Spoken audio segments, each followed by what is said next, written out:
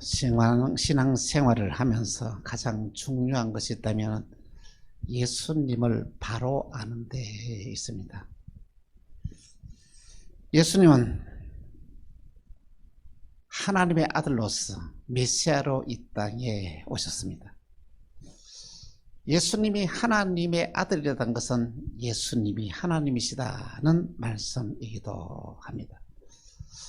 우주 만물을 창조하신 하나님은 이 땅에 가는 저와 여러분을 통해서 위대한 삶의 역사를 이루어가기를 원하고 계십니다.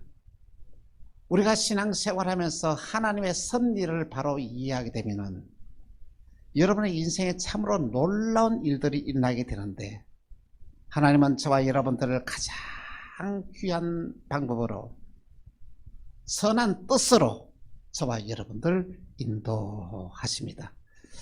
우리가 나를 향하신 하나님의 섭리를 바로 이해하게 되면 새로운 세상에서 새로운 일들을 하면서 살아가는 놀라운 기적이 일어나게 된다는 말씀인 것입니다. 하나님은 나를 통하여 너무도 아름답고 귀한 일을 하기를 원하고 계십니다. 에베소서 2장 10절에 보면 우리는 그가 만드시는 바라 그리스도 예수 안에서 선한 일을 위하여 지음받은 자니 이 일은 하나님이 전에 예비하사 우리로 그 가운데서 행하게 하려 하십니다. 여러분, 하나님이 저와 여러분들을 창조하신 목적이 무엇인지 아십니까? 하나님은 저와 여러분을 통하여 선한 일을 이루어 나가기를 원하고 계신다는 말씀인 것입니다.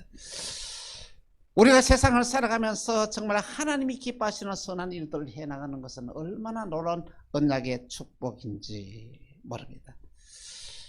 너무나 세상을 살아가면서 여러분, 절망 가운데서 한숨 가운데 세상을 살아가는 것이 아니라 하늘의 소망 가지고 믿음으로 살아간 자에게는 정말 상상을 초월하는 놀라운 일들이 우리에게 일어나게 되어 있다는 말씀인 것입니다. 오늘 본문은 예수님을 산돌이라고 말씀을 하고 있습니다. 우리가 산돌 대신 예수 그리스도를 믿을 때에 여러분, 우리의 인생의 삶에 놀라운 창조의 역사가 일어납니다. 우리는 산돌 되시며 영원한 생명이 되신 예수 그리스도와 함께 연합한 자입니다. 교회는 예수님과 연합하는 삶의 공동체입니다. 교회는 산돌과 함께 신령한 집을 지어가는 공동체입니다. 교회는 산돌이신 예수님을 모퉁이 돌로서 서로 연합하여서 아름다운 집을 이루어가는 것이 교회 공동체라는 말씀인 것입니다. 우리 모두 산돌 대신 예수 그리스도와 함께 신령한 집을 지어가는 저와 여러분이 다 되기를 간곡히 부탁을 드립니다. 오늘 본문은 베드로는 예수님을 산돌로 비유하셨습니다. 여러분, 돌이 살아있습니까? 죽어 있습니까? 돌은 움직이지 않고 이렇게 죽어 있습니다. 그런데 예수님이 왜 산돌이 되었는지 아십니까? 예수님은 십자가 못 박혀 돌아가시고 3일 만에 다시 살아나셨습니다. 우리 인생은 죽은 돌 위에서 인생을 살아가는 것이 우리 인생의 운명입니다. 그렇게 살다가 이 세상을 떠나게 되면 죽게 돼요. 그러면 썩어서 한 줌의 재로 바뀌게 된다는 것입니다. 한 줌의 재로 바뀌게 되는 그가 무엇을 할 수가 있겠습니까? 그런데 예수님은 산돌로 이 세상에 오셨다는 것은 예수님이 다시 3일 만에 부활하셨다는 것이죠. 참으로 놀라운 사실은 예수 그리스도의 부활을 믿는 저와 여러분들에게도 부활의 능력이 우리에게 들어와서 우리는 새로운 인생의 삶, 부활의 삶을 살아갈 수 있게 된다는 말씀인 것입니다. 성경은 우리 인생을 향하여 집을 짓는 것이라고 말씀을 하고 있습니다. 마태복음 7장 24절에서 27절입니다. 한 절씩 교도합니다. 그러므로 누구든지 나의 이 말을 듣고 행하는 자는 그 집을 반석 위에 지은 지혜로운 사람 같으리니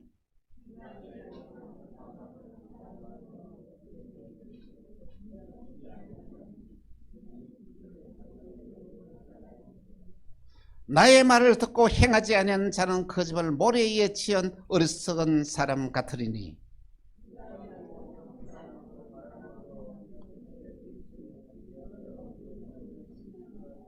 아멘. 여러분은 인생의 집을 어떻게 지고 있습니까?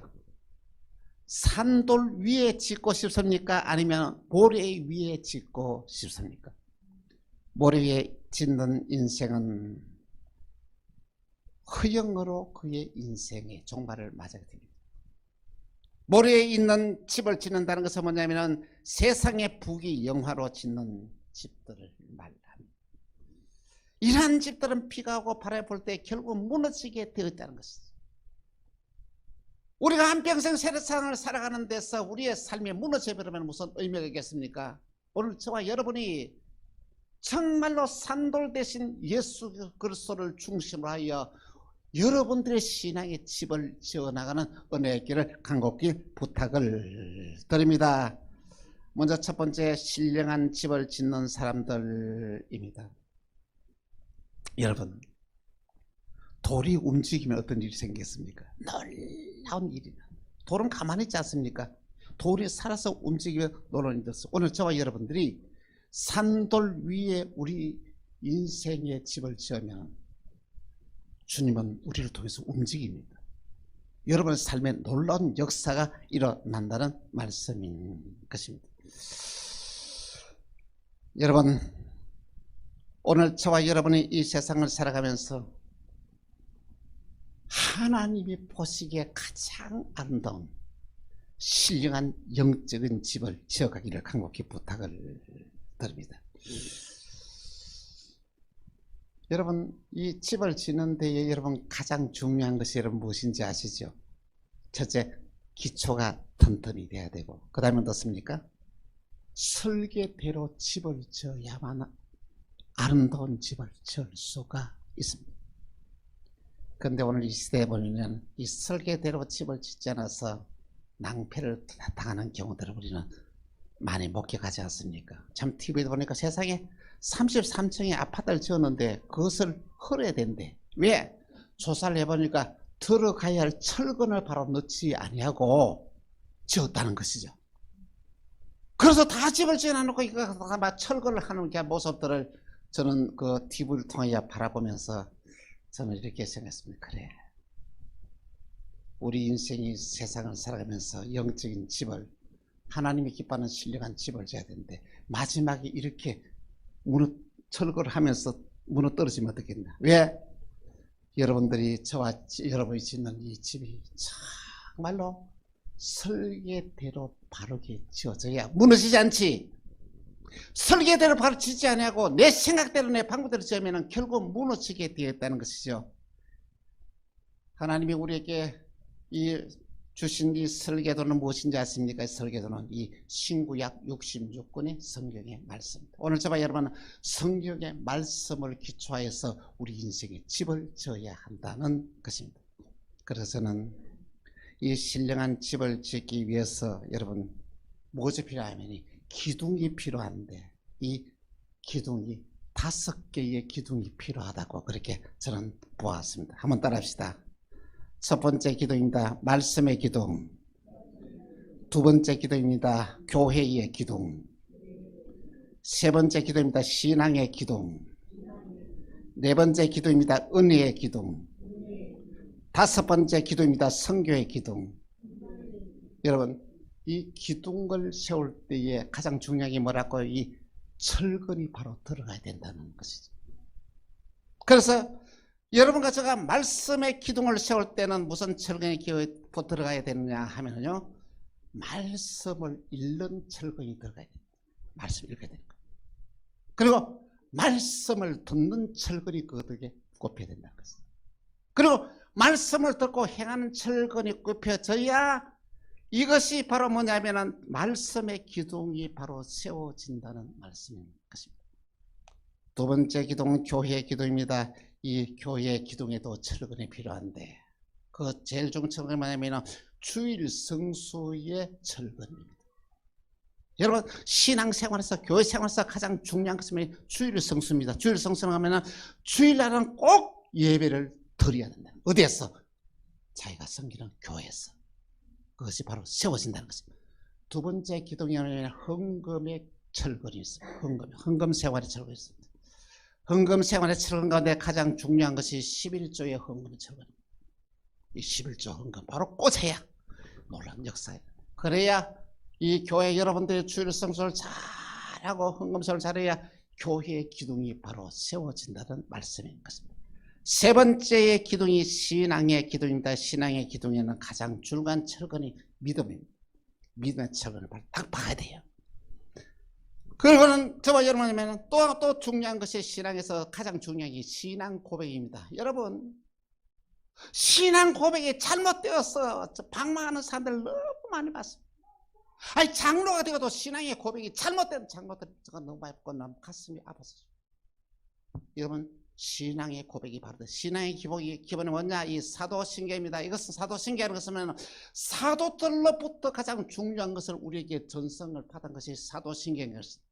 그래서 여러분, 매주일마다 생각 없이 사도신경을 고백하지 말고 이 사도신경 속에서 우리에게 요구하는 것이 무엇인지를 꼭 생각하면서 그걸 가지고 사도신경을 가지고 우리의 삶의 생활로 옮겨져야만이 여러분들이 신앙의 기둥이 바로 세워진다는 말씀인 것입니다. 네 번째 기둥은 은혜 기둥입니다. 은혜 기둥의 철근은 뭐냐면 감사의 철근이 있고 헌신의 철근이 있습니다. 오늘 저와 여러분이 은혜를 받았다는 걸 점검합니까? 감사를 얼마나 많이 하냐는 것입니다. 은혜를 받았다는 것이 뭐냐니까 여러분들에게 헌신을 얼마나 하냐는 것이죠. 감사와 헌신이 없는 이 은혜는 은혜가 아닙니다. 사탄에게 속고 있는 것이라는 말씀인 것입니다. 다섯 번째 기둥이 선교의 기둥입니다. 주님은 우리에게 말씀하고 있습니다. 너희는 온 천에 다니며 만민에게 복음을 전파하라 말씀. 저는 선교의 기둥을 둘러 하는데 하나는 보내는 선교의 기둥입니다. 할렐루야. 파송 받는 선교의 기둥입니다. 이것이 바로 이루어져야만이 여러분에게 선교의 기둥이 다시 세워진다는 말씀입니다. 자, 5개의 기둥이 세워졌습니다. 이제는 어떻습니까? 석가를 이렇게 놔야 되지 않습니까? 석가를 넣고 이거 해야 이또 이제 지붕도 만들고 하는데 이 석가래를 만들고 이렇게 연결하는 이 모든 것들 저는 뭐라고 생각하냐면 성도의 교제입니다. 성도의 교제는 신앙생활에서 너무 중요합니다. 여러분, 어떤 사람과 교제에 따라서 여러분의 신앙이 달라지게 되어 있다는 것입니다. 그런데 오늘 이 시대에서 이 성도의 교제가 바로 이루어집니까? 여러분, 성도들끼리 모이면 무슨 이야기를 합니까? 여러분의 이야기의 주제가 무엇입니까? 내가 믿음으로 살아가면서도 어려움을 당하는 이 고백이 여러분께 있습니까? 성도들 같은 모임에서 내가 하나님 앞에서 바로 살지 못한 죄의 회개의 고백이 여러분 있습니까? 성도들 가운데서 하나님의 말씀대로 순종하면서 살아갔던 핍박받던 귀한 고백이 있습니까? 이런 영적인 고백이 없이 다 죽은 돌 위에 세워지는 귀한 일들 말이야. 응? 집을 사는데 집값이 얼마나 올랐다. 그게 무슨 의미가 있습니까? 응? 내 자녀가 말이야 그게 서울대학에 들어갔다. 그게 무슨 의미가 있느냐는 것이죠. 오늘 저와 여러분에게 진정한 교제가 없기 때문에 교회가 교회로서 이렇게 하는 역할을 못한다는 것이죠. 초대교회 성도들은 모일 때마다 회개하면서 기도했는데 뭐냐면 자기가 신앙생활을 하면서 말씀대로 살면서 잘못하였던 것, 실수했던 것, 자기가 죄를 지었던 것을 고백하면서 회개하는 운동이 일어났다는 것입니다. 그래야 하나님이 기뻐하는 영적인 집이 그렇게 지워지게 된다는 것입니다. 여러분, 기둥, 영적인 기둥이 5개의 기둥이 바로 세워지고 석가래가 바로 연결이 되어지고 이렇게 해서 집을 지으면 아름다운 집이 될 뿐만 아니라 그 어떤 환난이나 귀한 핍박이 와더라도 절대 그 신앙이 무너지지 아니한 것입니다. 여러분, 신령한 집을 짓는다는 것은 뭐냐면은 하나님이 기뻐하는 삶을 산다는 것입니다. 시간은 하나님이 우리에게 주신 자산입니다. 우리에게 주어진 시간을 어떻게 활용하느냐에 따라서 여러분의 인생의 운명이 결정이 됩니다. 시편 90편 12절에 이렇게 말씀하고 있습니다. 같이 시작. 우리에게 우리나라 계수함을 가르치사 지혜로운 마음을 얻게 하소서. 할렐루야. 오늘 저와 이런 하루하루의 삶은 영원히 있는 게 아니고 오늘 하루의 삶은 영원히 돌아오지 않습니다. 세월을 아끼는 삶을 살아야 됩니다. 오늘 저와 여러분의 인생에는 진짜 연장선이 없습니다. 우리 인생의 수명은 정해져 있습니다. 그 정해진 때는 우리는 아무도 모릅니다. 내가 인생의 수명이 정해진 때가 내일일 수도 있고 모레일 수도 있고 1년 후일 수도 있고 10년 후일 수도 있고 아무도 모릅니다. 오늘 우리에게 주어지는 귀한 시간에 아름다운 이 신령한 집을 지어서 주님 보실 때 칭찬받는 저와 여러분이 다 되기를 주 예수 이름으로 축원합니다. 두 번째로는 부끄러움을 당하지 아니하리라. 예수님은 모퉁이 돌을 시온에 두었다고 말씀했습니다. 이 시온은 바로 오늘 교회를 상징합니다. 여러분이 모퉁이 돌을 시온에 두신 것은 하나님의 백성들이 세상을 살아가면서 부끄러움을 당하지 않기 위하여 시온의 돌을 교회에 세웠다는 말씀인 것입니다. 여러분, 교회를 예수님께서 세우셨는데 이 교회를 통하여 정말로 얼마나 오늘도 놀라운 역사를 이루어 나간지 모릅니다. 참으로 놀라운 사실은 기독교의 전론 동안에 사탄은 교회를 무너뜨리기 위해서 온갖 박해를 당하고 핍박을 당했습니다. 그런데 놀라운 것은 보이는 교회는 없으시는데 그 보이지 않는 교회 속에서 얼마나 많은 사람들이 신앙생활을 하면서 믿음을 받을 수 있는지 모릅니다. 이북에 있는 이 교회는 다 문을 닫았지만은 지하 교회에 수많은 사람들이 오늘도 기도하면서 하나님 말씀대로 바로 살고 있습니다. 이 대한민국이 이렇게 축복받는 것은 다시 내가 들었습니다. 이북에 있는 기독교인들이 가는 그 기도 때문이 아닌가 생각합니다. 왜?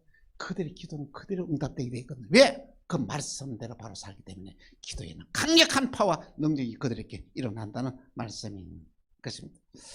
북한에 지금도 뭐냐 복음에 들어가니까 극동 방송을 통하여 방송을 새벽에 듣고 나한테 신앙생활을 하고 있다는 거예요. 그런데 여러분은 얼마나 큰 복을 받았는지 모릅니다.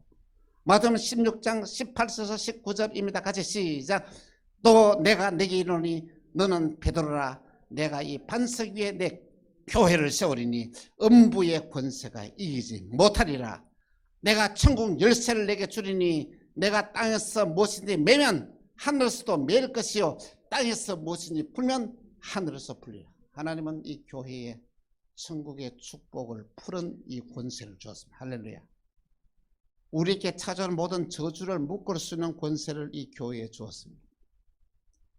반석에 세웠다는 것은 뭐냐면 정말로 산돌 대신 예수 그리스도를 믿는 참된 신앙 위에서 이 교회를 세웠다는 말씀인 것입니다. 하나님은 교회를 통하여 뭐냐면 모든 축복의 문이 열려지게 하고 하나님 교회를 통하여 모든 저주를 묶는 이 역사가 일어나게 됩니다. 그래서 우리가 믿음으로 바로 살게 되면 부끄러움을 당하지 아니합니다. 베드로전서 2장 6절에 이렇게 말씀하고 있습니다. 같이 시작. 성경에 기록되었으되 보라 내가 택한 보배로운 모퉁이 돌을 시온에 두노니 그를 믿는 자는 부끄러움을 당하지 아니하리라. 할렐루야. 따라합시다. 그를 믿는 자는 부끄러움을 당하지 아니하리라. 할렐루야. 오늘 저와 여러분 세상을 살아가면서 여러분 부끄러움을 당한 일이 없어야 됩니다. 당당하고 떳떳하게 살아가야 됩니다. 믿음으로 바로 살아가야 된다는 말씀인 것입니다. 오늘 저와 여러분의 신앙생활하면서 정말로 하나님이 나와 함께 계심을 오늘 여러분의 삶 가운데서 구체적으로 날마다 체험하면서 살아가야 된다는 것입니다. 오늘 우리의 말과 행동이 부끄러운 삶을 살아야 되는데 시편 19편 14절에 또한 이렇게 말씀하고 있습니다. 같이 시작. 나의 반석이요 나의 구속자이신 여호와여 내 입의 말과 내 마음의 묵상이 주님 앞에 연락되기를 원하다. 할렐루야. 내가 무슨 말을 하든지 주님께 연락되어지고 내가 무슨 생각을 하든지 주님께 연락되어질 때 여러분의 인생에 참으로 놀라운 변화가 일어나게 될 것입니다. 여러분 우리가 하나님의 자녀로서의 자존심을 좀 지키면서 하나님의 자녀로서의 자존심을 버리지 마시길 바랍니다. 사랑하는 성도 여러분, 여러분은 어떤 집을 짓고 있습니다.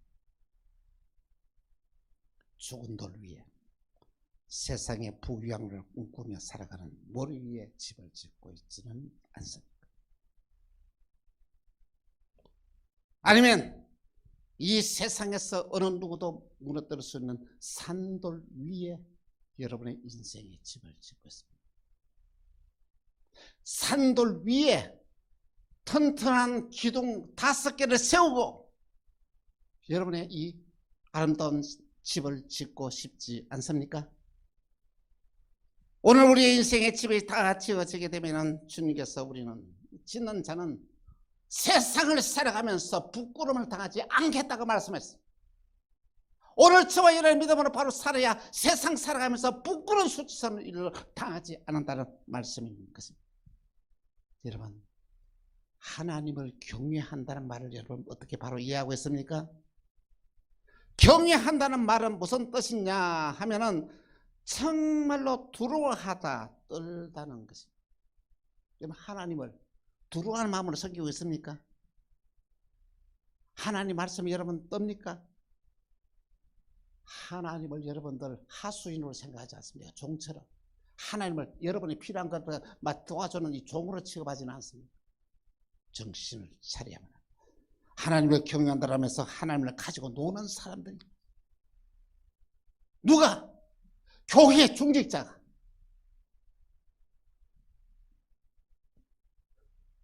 저는 어느 권사님이 배농사를 지었어요.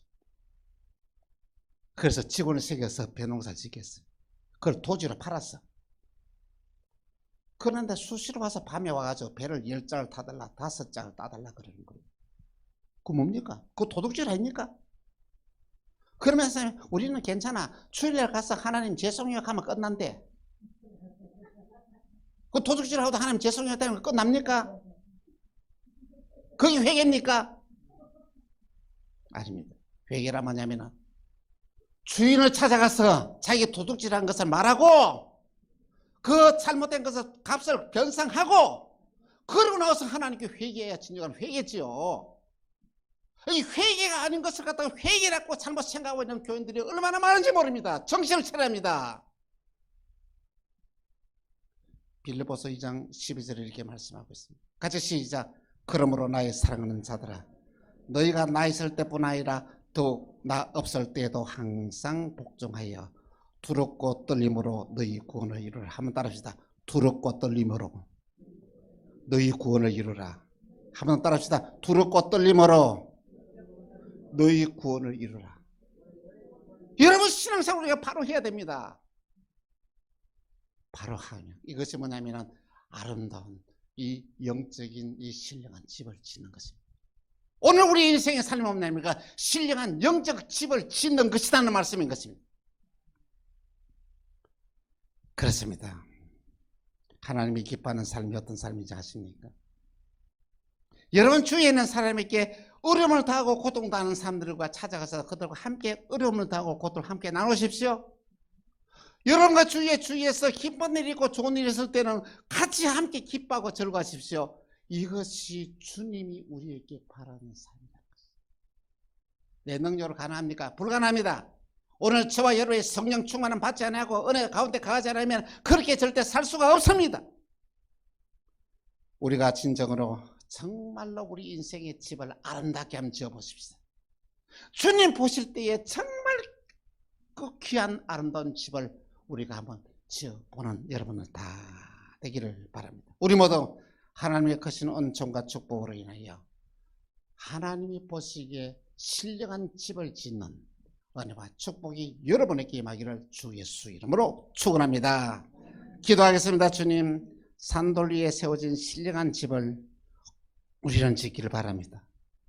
우리의 능력으로는 불가능합니다. 성령 하나님 우리를 도와주시사 우리가 철저하게 회개하는 삶 살기요 돌이키는 삶 살게 하시고 은혜의 삶 축복의 삶을 살아가는 자가 되어서 주님 보시기에 아름다운 산돌 위에 아름다운 집을 짓는 저희들이 되어지게 해주옵소서. 무너지지 않는 집, 주님 앞으로부터 인정받는 집, 마지막 심판 때에 불로 심판할 때에 남아있는 집을 지어서 주님으로부터 큰 상을 받는 복의 복을 우리 광양 만나게 모든 성도들에게 베풀어 주옵소서.